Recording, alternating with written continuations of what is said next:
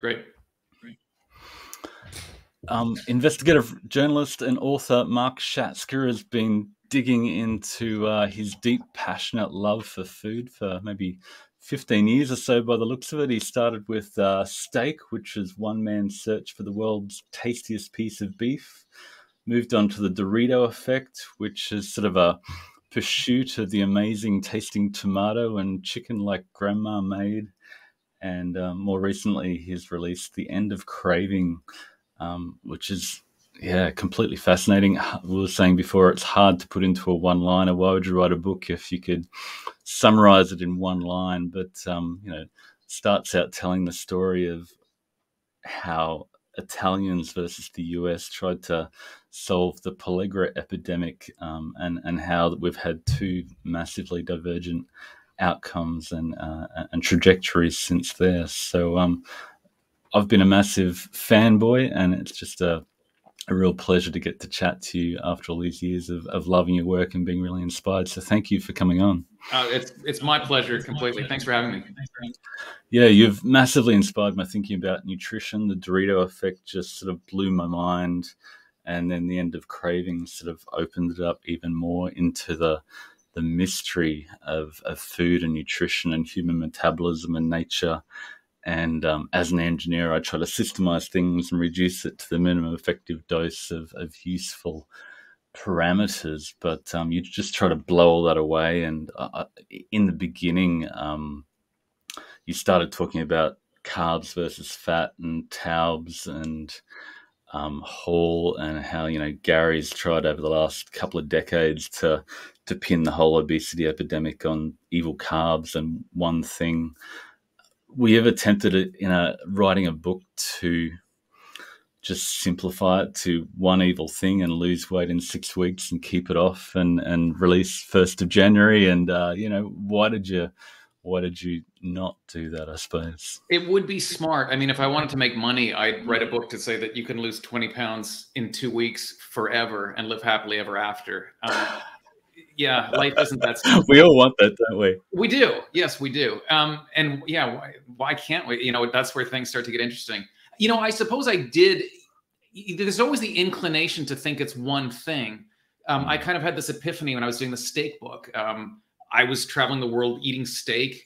And what I noticed is that, steak was getting progressively blander. The better we got at producing meat more cheaply, we paid this price in flavor, which is to say most of the beef we eat today, it's not awful, but it's just awfully mediocre. It just doesn't really taste like beef. And I remember I was with Temple Grandin.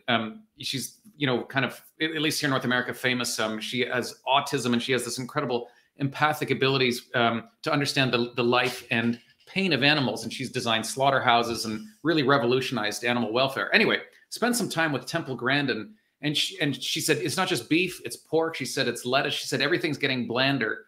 And I had this epiphany, it's all flavor. And that's really what the Dorito Effect was about, was the degree to which we can understand how our change in diet is explained through how we've just changed flavor. Wholesome food, bland, processed food, flavorful. And that is very simple on the level. The problem is, as you start to get, tunnel more deeply, you realize how complex it is. And when you talk about flavor, it's not just good flavor versus bad flavor, but it's flavor feedback. It's how we learn flavor. It's learned preferences, and it starts to get awfully complicated in a hurry. But I suppose that's what I love about it. That's where the richness is. That's where the fascination is. That's how it grips you. So so it really, I wish it were one thing. The problem with humans is we're great simplifiers. We're very good at reducing things to one variable. Nature is about complexity, and this is what we struggle to grasp and grapple with. Yeah, and I suppose that's fundamentally part of the problem that you outline, as we try to fix it with one thing, whether it be avoiding carbs or avoiding fat or maximizing protein or minimizing protein or adding synthetic nutrients in to cure pellagra or beriberi or whatever it is. So how did you just get so fascinated for, must be 15 years of been writing on this topic? You've never been obese per se. What captured that passion for decades? Nothing more than curiosity. It really started on a beach in Chile, probably 1996 or 97. I was visiting my brother, and you know, he bought some steak. Chileans don't like Argentines, but they will tell you that the Argentine beef is better, which truly is a testament to its quality. Unfortunately, that quality has faded. But back then, there was really some incredibly good beef coming out of Argentina. And he bought a whole tenderloin. We grilled it over coals, and it was just one of those. It literally was a life-changing steak. Wow. Because I just asked what I thought was a simple question, which is, why does this steak taste so good? And the answer was very complicated. It has to do with what the animal ate. It has to do with how, you know, plant compounds that are in the grasses that cattle eat get into the phospholipid membrane, and then how we sense them. But then you get into deeper questions like, why do we like what we like? Why do cows like what they like? Why do they know to eat this grass versus that grass? And all of a sudden, you know, like a kaleidoscope, the world just explodes into complexity. And I've just been following this breadcrumb trail of questions about food and our relationship to it. Because when you think about it, food is it's the most fundamental way we interact with the material world. We eat matter in order to continue our existence. And it says so much about us on every level: nutritional, cultural, historical, anthropological. It's just, I guess the bottom line is, it's just really interesting. It's really fascinating. Yeah, I've been completely fascinated and captured by it. And I suppose one of the things in your book, in the Dorito Effect, where you talked about Fred Provenza and his experience with sheep, and, you know, feed them low potassium food versus high potassium food, and they crave that when they're deficient in that, and got that, just blew my mind to start thinking, hey, you know, what's the perfect diet for humans in different contexts, and can we quantify that to cut through all the noise and, you know, the argument of one thing versus another, plants versus animals, or fat versus carbs, or whatever it is, even processed food. But I suppose what you've come across is that the most, you know, that this food tastes good to me right now is a really powerful indicator that food is good for you and what you need. And, you know, I grew up in the SDA church, who have been very instrumental in nutritional advice over the last 50 years. And it's really food shouldn't taste good. You know, if it tastes good, it must be bad for you. So you need to avoid cholesterol and protein and salt and saturated fat. But the more you look at it, like my analysis that I shared with you shows that, you know, we actually seem to crave cholesterol. We crave sodium. You know, saturated fat to some extent provides energy. But if you're just eating beef with saturated fat, you're going to be satisfied and eat less because it gives you what you need. So how much is that you know, this food shouldn't taste good, you should avoid things that evoke pleasure, has really upturned nutrition for the worse, do you think? It's so interesting you say that, because it's, you know, that was one of the interesting things when I was researching the Dorito Effect, was it was almost so unorthodox to think that something that could taste good might be good for you, because we live in a culture which is so, it's, I guess, Puritan. I don't know if it's the Puritans or what, but we live in suspicion of the pleasure of food. We think there's something wrong. There's something dangerous about it. There's that saying, there was that guy, Jack LaLanne, that kind of fitness guru from the 60s and 70s. He said, if it tastes good, spit it out. And that's really not that far off our way of thinking. You know, I was born in 1973. So in the 80s, there was this, you know, campaign against fat, and we vilified butter. And, you know, just the thought of like cracking an egg, we still wince a little bit because it's filled with cholesterol, and there's just this fear campaign. And then it happened again with carbs. And then it's like, it, you know, spikes your insulin, and there's internal starvation. You're like, you know, like you want to go mad, screaming to the hills, like food is going to kill me. And this really goes back like more than 100 years. You mentioned this Pellagra epidemic, which I talk about in the book. I'll just, so Pellagra means rough skin in Italian, and it was an epidemic. It started in the 1700s in Italy, and they called it rough skin because that's how it would start. It usually started with farmers. They would get like a skin scale on their hand, show up in April, it might disappear, come back the next year. Then it would get worse. Their whole body would be covered in these hideous scales. They would get, you know, delirious. They'd have horrible diarrhea, and eventually they would die. So rough skin was this mysterious disease. It was an epidemic. It spread, and they had no idea what caused it. They had all these bizarre theories. They thought there was spores that got into your blood and burst into flame. They thought it was caused by too much sun, not enough sun, too much rain.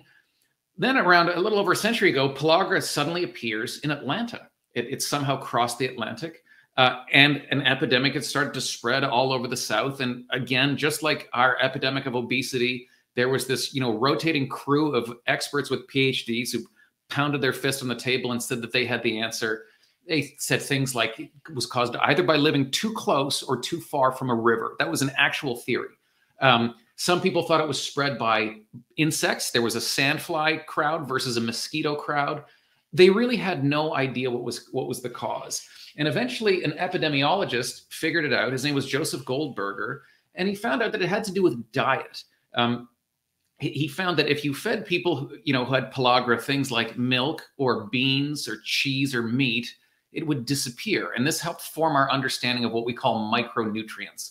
What it turned out that these people were missing was niacin, or vitamin B3.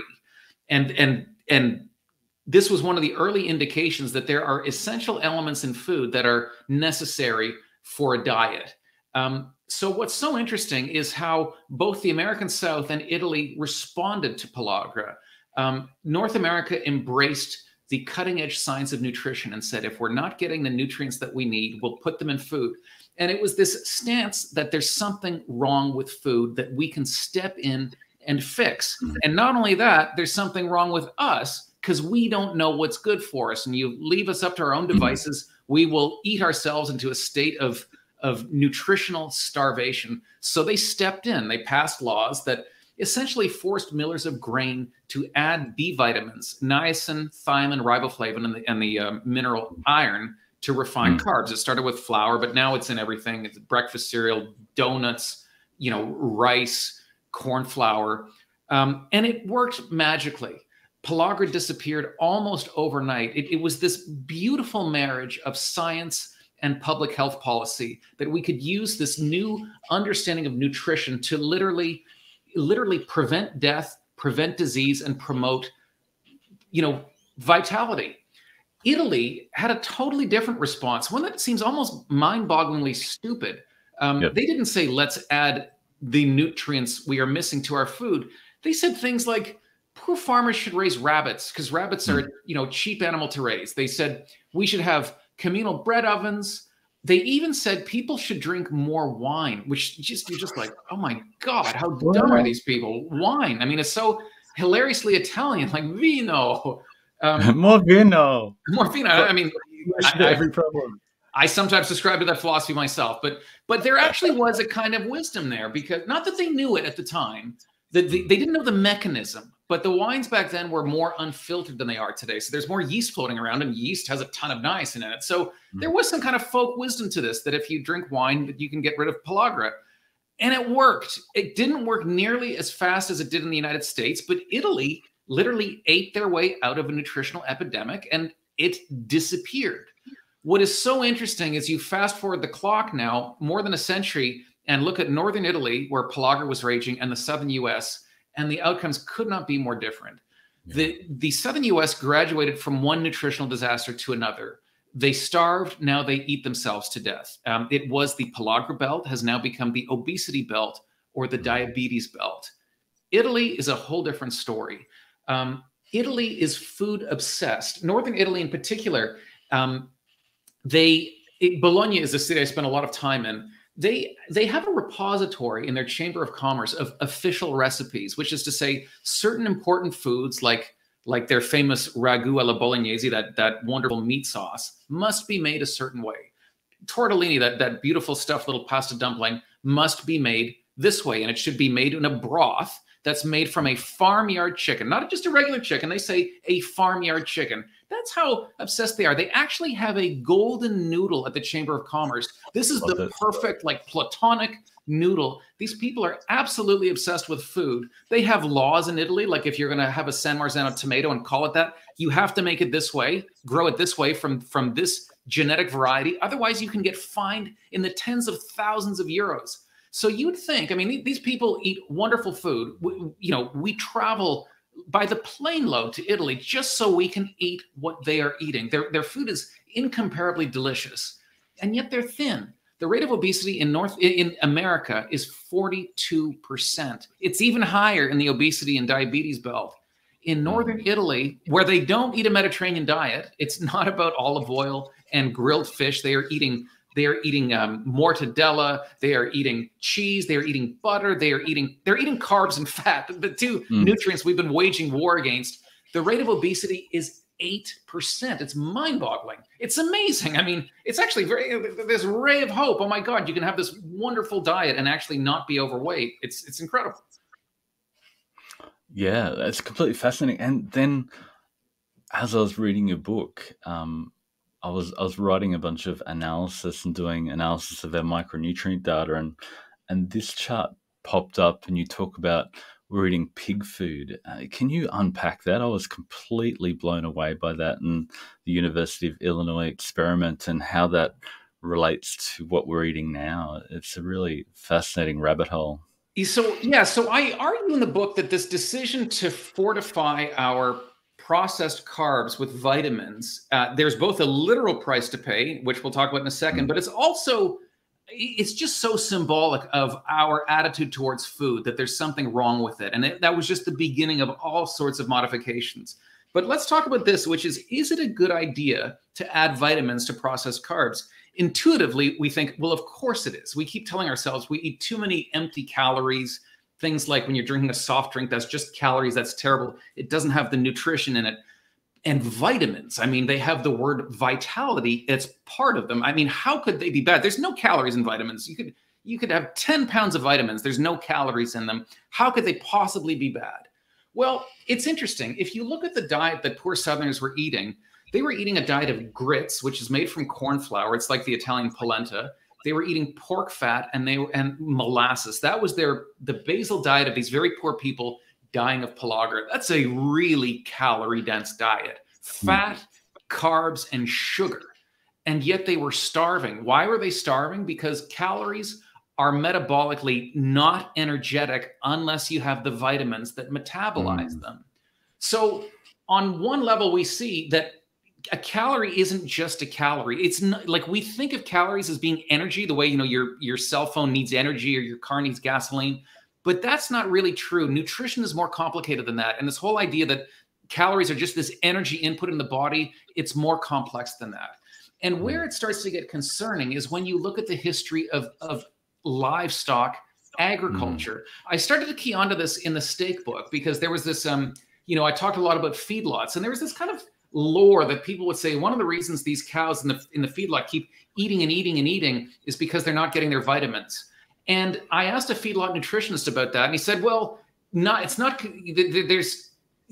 completely true because there's certain vitamins that are absolutely essential for that cow to stay in the feedlot, that they just simply wouldn't be able to process the corn diet without it. We get an even better picture of this by looking at the history of pigs. Let's rewind the clock back to around the 1950s. And let's remember what the project for most farmers back then, this was before, pastured pork became fashionable. They want to get those pigs big and fat and out the door as fast as possible. That's how you make money. And they knew that if you wanted to get a pig fat quickly, you fed it corn and you fed it some soy. And then they'd hit this wall. They'd get sick. They'd get diarrhea. They would essentially get pellagra. So they knew that a pig needed to balance its diet. They didn't have a perfect knowledge of vitamins, but they knew you got to send them out to pasture, or at the very least, bring them green feed. Otherwise, they will get sick and die. So the discovery of vitamins had an amazing effect. We never talk about this, but the revolution in agriculture, where we started to confine animals to literally pen them in and feed them this incredibly calorically intense feed, what they call a hot ration, that was all made possible by the discovery of vitamins. Because now you didn't need to feed your pigs alfalfa. You didn't need to send them out to pasture. You could give them corn and soy and just dust in these B vitamins, and their just rate of gain took off. They had a nice big fatty rind around the chops. That changed farming forever. So we see there's this marriage of processed carbs and B vitamins equals fat pig. Well, that's great if you're a farmer who wants to make money really quickly, get them out the door fast. What if you're a human and the whole project of humanity right now is to not get big and fat too quickly? Well, we did exactly the same thing. We said, let's add B vitamins to our carbs. If you're trying to prevent pellagra, that's a great idea. But in an environment like we live in today, where pellagra really isn't a threat, it's having exactly the opposite intended effect. And Yeah. we No, never stop to think, is this a good idea? I mean, some people, there's some people who question fortification, but by and large, we think, the more vitamins, the better. yeah, it's completely fascinating. In this chart you've got in the book, you show pigs on pasture sort of grow like normal pigs, and then you put them in confinement, and then you fortify the mix, and then you fortify their ration in confinement, and don't give them the alfalfa anymore, and they just keep on chowing down on the fortified pig chow and get fatter the quickest, which is completely fascinating. And my analysis, you seem to eat less when you get more vitamin B1 per calorie from natural food, but when that's from fortified food, when you take away, when you just look at all the food, 125,000 days of data rather than 56,000 days of data from just real food, you don't see that effect. People tend to eat a whole lot more of this fortified food, and you see, like you mentioned, we started fortification in the 40s and then ramped it up in the 70s, and similar with B2. We see a big ramp up in the 40s, and another one in the 70s, and then, like you've mentioned, B3 for pellagra, massive ramp ups in intake of our vitamin B3, and similar for iron. We're just fortifying these breakfast cereals to make them look amazing on the box to avoid apparently diseases of deficiency. But it just seems, my brain exploded, and I realized that what we're doing is making these foods more palatable, so you crave them. And you don't we're crave metabolically enabling them. Because here's the thing, Yeah. if you look at Fruity Pebbles and imagine it was just like, I don't know what it's made of, some kind of carbohydrate, and it's got sugar and flavoring, which I would never say is a good thing. But if it was just that, and that's all your child ate, your child would begin to eventually starve because they wouldn't be getting the vitamins. So what does the child do? It starts to eat other things. Like the pig, it has to go eat its greens. The most interesting thing about that experiment in Illinois is that the pigs that were not getting the fortified ration, which is they had access to corn, but there weren't vitamins in the corn. It's like that turned on this light bulb of appetite, because they didn't go over to the vitamin trough and eat that. They went and ate alfalfa. They went and ate their greens. So I think it affects us in ways that we're not even conscious of. It's not just that it sort of, supercharges the metabolic potential of this food, but I think it even changes the way the appetite operates in terms of what we want to eat versus not eat. And just on the most literal level, if you're feeding the pig those processed carbs and it has to eat alfalfa, that alfalfa's got fiber, it's got water, it's just literally going to slow down its rate of caloric intake. Yeah, it's completely fascinating. So you no longer crave the meat, fish, and veggies. You just keep on craving the You can just keep fortification eating in and these eating it, and foods, and eating and there's eating no and reason eating, to and eat you're anything never else. satisfied. Yeah, and yeah, it's powerful. So another thing you talked about in the book that blew my mind was the experiments of Dana Small, and she looked at the effect of flavoring and how the food tastes and how you metabolize it. And once you disconnect those with fake foods, with manufactured foods, with foods that taste like they're sweet but that actually have no energy in them, or vice versa, you don't burn the food in the same way. Can you unpack that? I found that This completely was fascinating. this is a phenomenon called nutritive mismatch, which has to do when let's say the sensory properties of food no longer match the nutritional payload. But I'll just describe this experiment. Dana Small was trying to see if it's possible to create drinks that are equally rewarding but contain less energy. So basically, it's just say this drink tastes just as delicious, just as satisfying, but fewer calories. Wouldn't this be a great thing? Then we could go and continue to drink these drinks that we enjoy drinking, but we won't all get big and fat. So how do you test this? It's tricky, but like a good scientist, she came up with an intriguing way to do it. She created 5 drinks, and she used the artificial sweetener sucralose to make sure that all the drinks were equally sweet. They all tasted like they had about 75 calories worth of sugar. She then used a tasteless starch called maltodextrin to give each drink a different caloric payload. So one drink had no calories, one had about 37, one had 75, one had 120, I think it was, then one had 140. And she gave these drinks to her subjects. They each had a distinctive flavor, and she let them drink them over a period of time so their brain could come to know each drink, because the brain is always processing. It does kind of a post-game analysis to say, how much energy did I get?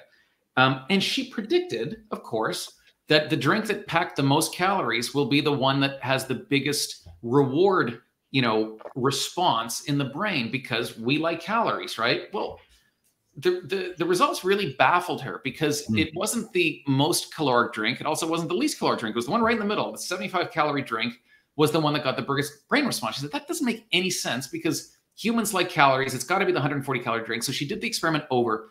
The same thing happened. It was the 75-calorie drink had this, for some reason, was just making the brain literally light up.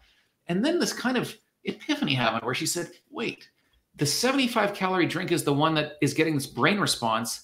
And these drinks were all calibrated to taste as though they had 75 calories of sugar. So this was the drink that matched, where the taste of sweetness matched the calories that sweetness is associated with. So that was an interesting indication. So then she did another experiment where she had subjects go into an indirect calorimeter, which is a device that can essentially tell how much food is being metabolized by what's called the thermic effect, how much heat the body produces. So generally speaking, more calories, more heat. It's kind of like how your car gets warm, the more you've been driving it. She expected, once again, there was this 100. So one day, subject comes in and drinks the 75-calorie drink, which is matched. Gets this nice little plume of heat. Everything's going as expected. This is just what the textbooks tell you is going to happen. Then a few days later, the same subject comes in and has the 140-calorie drink, which tastes as though it has 75 calories. Nothing happens. The metabolic response is flat. This is mind-blowing. This is not how physiology is supposed to work. What she found is when you create a mismatched drink, which is to say the message it's sending the brain about how many calories are coming, and then the calories that arrive do not match, the brain just sort of throws up its hands and says, I don't know what's going on. And those drinks didn't get metabolized properly. And it's quite insidious. She did more studies. These mismatched drinks cause insulin resistance. She did a study with adolescents, and they actually had to stop it because very early, 3 of the subjects were found to be pre-diabetic, and an ethics panel said it would be immoral to continue this experiment. So this is very interesting, because for so long, we've regarded sweet taste as this sort of frivolous pleasure that has nothing to do with nutrition. This whole idea that the appetite is stupid. It turns out that sweet taste is integral to nutrition. Sweet taste is like an instruction manual. It's telling your brain, this is how many sugar calories are here. And it's saying, and that is how you prepare to metabolize them. And when that signal doesn't match, the whole process just goes awry. It doesn't work. Yeah, it's completely fascinating. So you also talk about how, processed food that doesn't match, how it tastes with the nutrients it contains. It's basically like gambling, like a slot machine. And I was completely fascinated by the concept and try to explain it to my son, and I couldn't quite nail it because it's quite complex. Basically, our brain goes into a loss aversion and just, the dopamine overdrive of continuing to go, okay, this food isn't right. There's something wrong with my environment. I need to keep on eating just in case to manage the risk. Can you unpack that a little bit? I will do my best. I hope I can explain it. So the first thing to say is that this isn't just about artificial sweeteners. My thesis isn't that artificial sweeteners alone are causing the problem. What's so nice about artificial sweeteners is the experimental model shows so beautifully what happens when we create nutritive mismatch. But when we talk about processed food, there's all sorts of technologies that we're using that are literally intended to create a mismatch. We also have fat replacers. They're in all sorts of things. Anything that is light, low fat. But even now, you find them in yogurts and ice creams and these non-dairy, milks. Artificial flavors and natural flavors, which I talked about in the Dorito Effect. There's so much that we do to process food to create nutritive mismatch. So there's this, as I described, these problems it causes with the way food is metabolized. But then you step back and you say, well, what does this do to the brain in the long term? The brain, as science is telling us, is not stupid. It is like a forensic accountant. The reason we taste food is this is the brain getting an early read on the nutrition that's coming, because it needs to know what's coming so it can metabolize it properly. But it also does a kind of a post-game analysis that once you've eaten something, it says, what did I get? And this is why we develop taste for things that are fatty and things that are sweet, because we do need calories. I don't think we're programmed to be obese, but we do. You can't survive without calories. That's why we learn to like them, because the brain says, hey, when I eat these sweet things, I get calories. When I eat these fat-rich things, I get calories. So you then have to ask yourself, what does the brain do when suddenly this signal goes off? So we are informed by this by two kind of parallel schools of research. One is Pavlovian reinforcement psychology, and the other is behavioral economics. So let's talk about the Pavlovian stuff. You know, people remember Ivan Pavlov. He's the guy, you ring the bell when dinner's coming, and eventually the doggy learns that when the bell gets rung, it starts to drool because the bell becomes a cue. The bell is saying, hey, dinner's coming. And this is how, you know, this is one of the core ways animals learn about the world. We are no different. You could be driving down the highway at night and you see a sign for a restaurant and you think, I'm hungry. And you start to think exactly about what you want to order. It was always thought that these Pavlovian cues, let's think about that bell, that the more they reliably predict the reward, the stronger the cue. So if that bell always 100% predicts dinner, that's a very strong cue. And if it just sometimes predicts dinner, it's a weak cue. Turns out that's not right. We started to do experiments in the 1960s, started with pigeons, and then we started to do it with rats, where we would take one of these cues. Let's say it's like a button that a rat can press, or let's say it's a light that goes on. If the light goes on 100% of the time, that's a pretty good cue. If the light goes on only half the time, you think, well, that's no longer a good cue. That's unreliable. At that point, the rat would say, I'm going to ignore that stupid light. What good is it? It's wrong half the time. It turns out when the light is wrong half the time, this supercharges the rat's interest and fascination with the light. It elevates what we call dopamine wanting. This motivational circuit in the brain gets supercharged by uncertainty. Why? Because humans are programmed to avoid losses. This is what we learned from behavioral economics. We find the threat of a loss more unpalatable than the prospect of an equal gain. You know, not losing is much, much worse than winning, because a loss, you know, back in the evolutionary past meant you could die, that if you didn't get what you thought you were going to get, something really bad could happen. So what we've done with all these cues for nutrients is we've made them uncertain. For millions and millions of years, sweetness was certain. It might have been hard to get that sweet fruit. You had to climb a tree. You might get into a fight for it. You might risk getting eaten by something. But when you got that fruit, if it was sweet, it delivered calories. If it was sweeter, it delivered more calories. When you killed the beast and it was a fatty beast, that fatty meat told your brain something true about what was coming. The sensation of fattiness meant calories. Well, then we invented fat replacers, and now we can create the sensation of fat in the mouth, rich, mouth-filling, all the rest of it, far fewer calories. If your brain is stupid, this is a great idea. If your brain is smart, it's a really dumb idea, because the way the brain responds to uncertainty is with elevated motivation.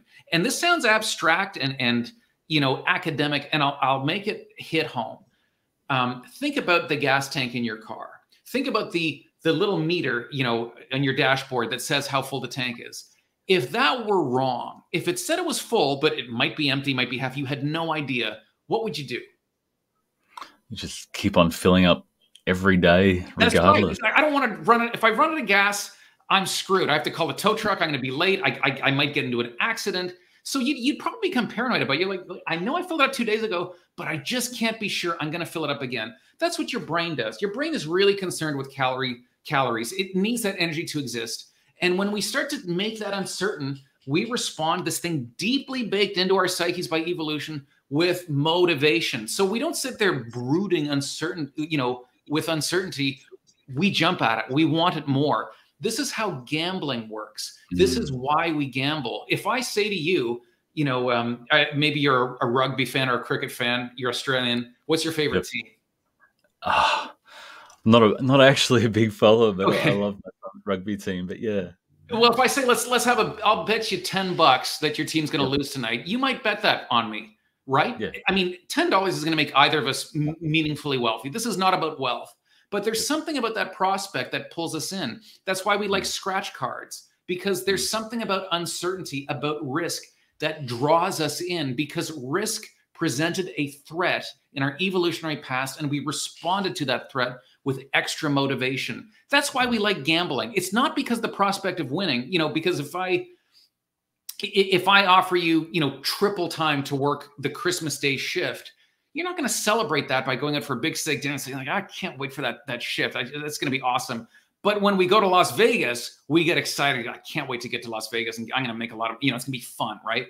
There's something about uncertainty that just draws us in. That's why we gamble. That's why we like sporting events. Nobody watches sports where, it's like a 75-year-old versus an Olympian. That would be boring. We want the odds to be at their very peak. That's what grips us. And that's what we've done with food. We have made the cues for nutrition uncertain, and this goads us into wanting. And this is exactly what we see when we look at the neuroscience of obesity. When we look at brain scans of people with obesity, they don't enjoy food more. They want it more. What we've done is we've created literally millions of people who want more food than they physiologically need. Yeah, it's completely fascinating. It seems to be the same thing in that gambling behavior in social media with your Instagram feed. If every that's a photo great was example. exactly perfect, you'd just go, okay, I've got my fill, I'm off. But what happens is like every 10th photo was like, oh, that was great, but all the rest are crap. So I'll just keep on scrolling to try and find another one. You get that loss aversion, and you just get addicted. If everything was exactly what you needed every time, you'd just get satisfied and walk away and go outside and play in the sun. But yet, so many of us are just addicted to our social media feed. Just it works the same way. And, Exactly. It works the same way. You're lit with this hope that something great is going to be there, and it rarely is the case, but sometimes it is, and that's what keeps you coming back. Yeah, but the more disappointing it is nutritionally, that the more we keep coming back, and that processed food is sort of disappointing nutritionally. It might give us a little bit of fortified folate or B vitamins, but it doesn't give us what we really, really need. So we just keep on coming back and back. But if it was absolutely zero, if it was like what they were eating in the Deep South, we wouldn't, they lost their appetite because their brains knew this does not have what I need. So it's like we're right in that middle twilight territory, which is the worst place to be.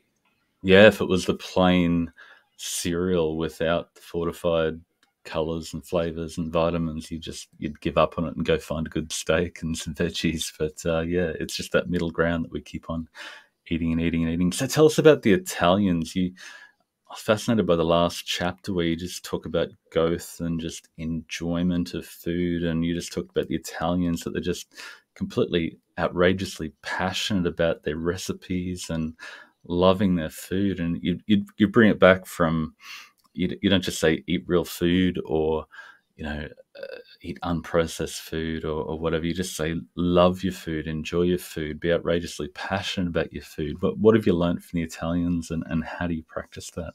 Well, yeah, because I was trying to figure out, why is it that they took this different path? When the road forked, and both countries had pellagra. One said, let's go with vitamins, and the other country said, let's just get poor people to eat better food. It was so interesting because Italians looked at it differently. They didn't see it as a problem with food. They said food's actually the solution. The problem here is these people are poor. They can't afford good food. So let's try and get them better food. And we see now that they, one of the interesting things, everybody argues about food. I mean, it doesn't matter where you go. You and I have been involved in all these versions of arguments for years, right? They're so passionate religious, aren't they? Yeah, insulin, keto, all this stuff. Italians argue too. They argue, I would say, even more passionately about food, but their arguments are different. We put on the white lab coat, we become scientists, and we argue with this kind of hilariously absurd level of precision about stuff we really don't understand all that well. Italians argue about recipes. They say, my grandmother's recipe is better than yours. This village makes this dumpling better than that village, or the villages fight.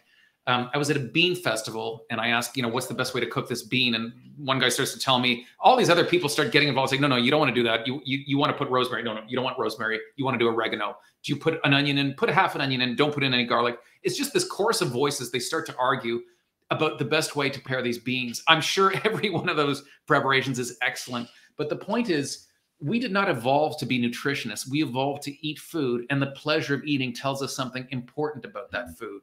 Italians never questioned that the beauty of food matched its healthfulness. They believe in food, and they believe that this enjoyable experience of eating, of sitting down together and enjoying the bounty of the land and the sea is a good thing. We always thought this is probably a bad thing and we need to control it. And we've been on the wrong path. And they, obviously, I mean, it seems like it doesn't make sense because they're not talking about vitamins and all this. Their way of eating is better. It's healthier and it's much more enjoyable.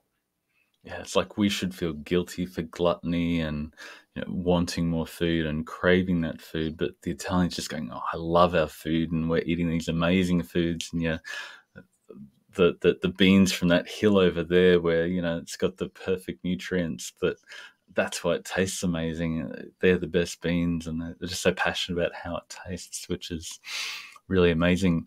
So after all you've learnt, do you take a vitamin supplement or ever use sweeteners? Or how does it look in Mark Schatzker's daily life? So it's funny because we talk about, people always say things like eat real food, avoid processed food. All those things are true, but they're kind of like glum and dour, and it makes nutrition sound boring.